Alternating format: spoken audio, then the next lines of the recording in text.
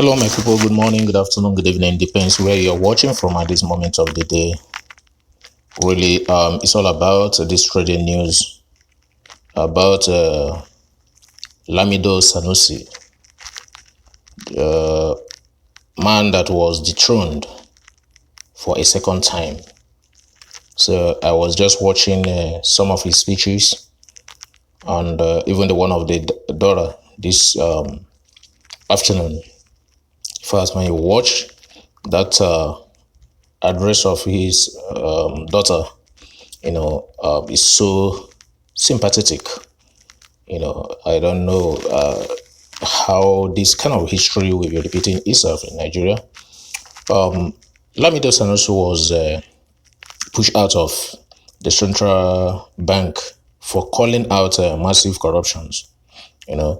He has lost his position as Emir also, the Emir of Kano, in similar circumstances, because this is a man that's never accommodates evil. When he sees evil, he said it out. So I quote him. He said, "I love controversy," said Lamido Sanusi during conference that was in 2014. Hours after accusing the NNPC of diverting billions of dollars while he was running Nigerian Central Bank. So that was exactly what happened. Intelligence officials seized his passport, and he was quickly kicked out. That was how this man lost his office in Central Bank, because he spoke out on corruption that he saw in that Central Bank. Now, after warning publicly with the Governor of Kano State for many months, Emir Muhammadu Sanusi II was officially dethroned today with immediate effect for disrespecting the office of the governor and the other government agencies. Wow.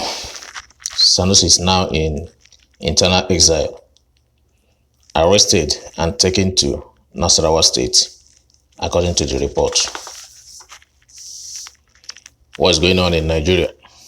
That's the question. A press release signed by Alhaji Usman Alhaji, Secretary to Kano State Government, stated, "The Emir of Kano is entitled disrespect to lawful instructions from the office of the state governor and other lawful authorities, including his persistent refusal to attend official meetings and programs organized by the government without any lawful justification, which amount to total insubordination." So that's what the press secretary says. That is one of the reasons why they now send him to exile. Sanusi Lamido Sanusi, Governor of Central Bank of Nigeria from 2009 to 2014, was crowned Emir Muhammadu Sanusi II on 9 June 2014, becoming the 14th Emir of the state. He has publicly clashed with the Kano State government on several issues. Sanusi, the people feels there is no future, he always say, but he always stand for the people to say the mind of the people. Okay, in late 2018, a video of Kano State Governor Abdullahi Omar Ganduje accepting dollars from the contractor in the state, supposedly a bribe, began circulating. Although the case never got to the state assembly, Sanusi repeated speeches about good governance left no room for friendship between the two leaders. Sanusi has condemned corruption and misgovernance among northern elites and has controversial views on polygamy and family planning, which anger many in conservative northern Nigeria. He has been a vocal proponent of modernizing the North. For me, Wahhabism and Salafism have a certain intolerance in common with groups such as Boko Haram. So, what are we saying in effect? This man has been against corruption of any kind, any manner, speaking against it. Don't even want to, compromise it, no matter your relationship with him. And this is why they are fighting him. Now, he's a popular figure, as every one of us knows. Although official statements from government officials across the country have been few, many citizens took a social media to express their views, with some expression hope that Sanusi's next step could be to run for presidency in 2023. Must everybody who they see having the ambition of coming out for presidency be arrested? This is a question I want every one of us to say something about it. Okay. Satirist, lawyer, and novelist at elatan.john. Look at what this person said. I keep saying, though, I will never understand why Sanusi choose to become emir when he could have been so much more. Yeah, maybe this is a sign. Leave this dying institution where a barely literate man can embrace you. Rise to a place where you can actually have nationwide impact. This man we are talking about is an economist. A man, if you can bring this man in government with somebody like Okonjo-Iweala, P2B,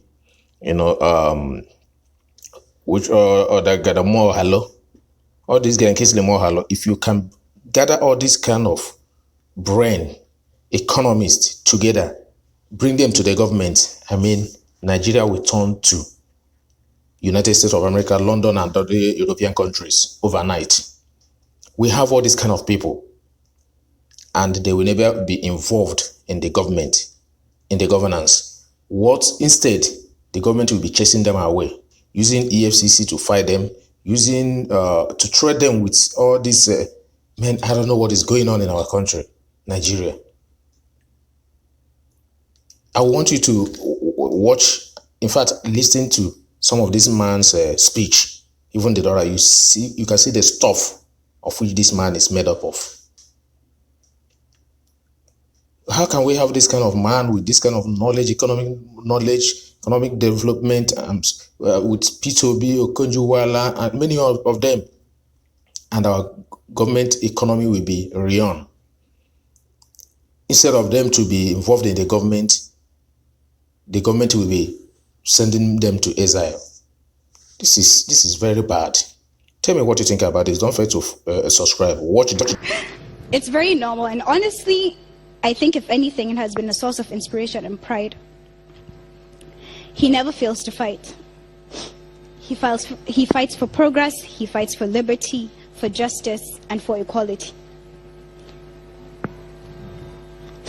If they did, sorry. So those people that think they know my father should know that he will never be silenced by blackmail and intimidation. He lost his position once, he was suspended from CBN. And I remember, I don't know if you remember the famous quote where he said, you can suspend a man, but you can never suspend the truth. And one of his favorite quotes is from the Meditations of Marcus Aurelius. Whenever confronted with a choice between what is right and what is popular, you must always do the right thing. He taught us, and I know he does not mind being the most unpopular emir so long as he speaks the truth. As for the throne, he always says it is God who gives power, and only God takes it away. When God says your time is up, it is up. And before then, no one can do anything about it.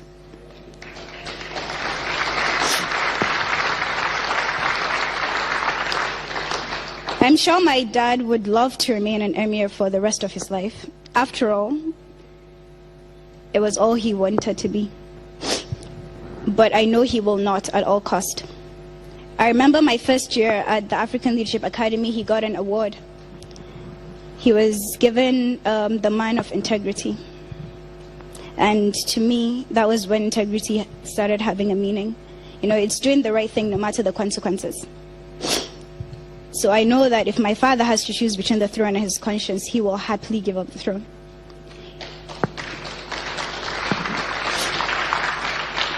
He has already accomplished his ambition of succeeding his forefathers, and frankly is the same person I knew as a banker and as a central bank governor. As an emir, he has not changed and will be the same person even as an ex-emir if it comes to that. But he will not be silenced, that much I know. And we as a family are all behind him, and whether or not he is in the arena, this is our battle to fight, and we are determined to win. Not just his immediate family, I mean all of us. If you're a governor in the north or a leader in the north, and if you are seen as normal in the sense that you continue to do what your predecessors have been doing the same thing which has been normalized, then there's something wrong with you. You are part of the problem. The real change in the north will come from the mavericks, those who are considered mad people, because you look around and you have to say, if this is the way we have been doing things, and this is where we have ended up, maybe we need to do things differently. If we have populated the government with middle-aged men, maybe we need to try younger people. Maybe we need to try women.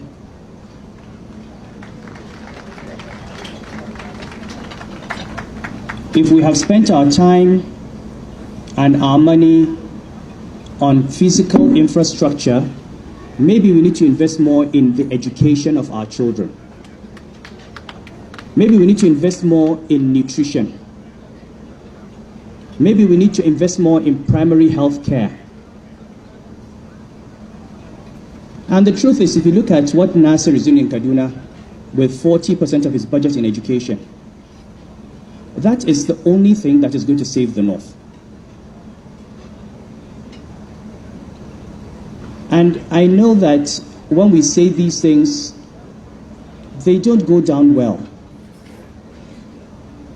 We've been saying this for 20, 30 years. If the North does not change, the North will destroy itself. The country is moving on. Quota system that everybody talks about must have a sunset clause. The reason people like Nasser stand up and they're nationalists is that you don't have any sense of inadequacy. You don't need to ride on being from Kaduna State or being from the north or being a Muslim to get a job. You go with your credentials, you go with your competence, you can compete with any Nigerian from anywhere. We need to get our northern youth to a point where they don't need to rely on being from a part of the country to get a job.